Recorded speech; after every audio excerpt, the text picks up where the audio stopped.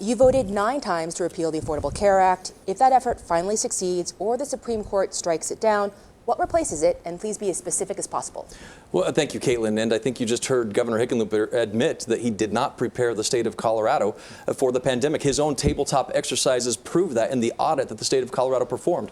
Look, there are 2 things that Republicans and Democrats agree on when it comes to health care. One, we will protect people with pre-existing conditions, and that's why I've introduced legislation to protect people with pre-existing conditions. 2 is that the Affordable Care Act needs to be replaced. I believe in a patient-centered plan. The idea that a patient and their doctor ought to be making decisions. It's based on risk pools and reinsurance. In fact, I helped make sure that the state of Colorado received a waiver for the reinsurance program to help drive down costs. That's what the Colorado state was seeking. I helped them achieve that and grant that from HHS. It's making sure that we have association health plans that work. It's making sure that we have pre-existing condition coverage to drive down the cost of care, increase the quality of care. John Hickenlooper's plan would take 178 million insurance policies away from the American people.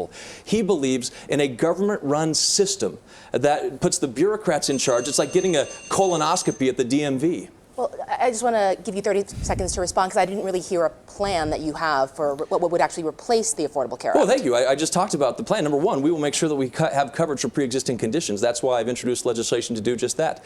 The plan is based on reinsurance and risk pools to make sure that we have association health plans, insurance across state lines, to make sure that we drive down unnecessary procedures that drive up the cost of medical care. It's estimated by about 25%. We can reduce those costs. The plan is to make sure that we empower citizens, empower constituents, the patients, and not empowering somebody like Chuck Schumer or Congress to be in charge of their health care. Remember, what John Hickenlooper's plan would do would lead to Medicare for all, which is health care for none. 178 million people would lose their health insurance as a result, and it would increase payroll taxes by $2,300 Thank you very much, Mr. Gardner.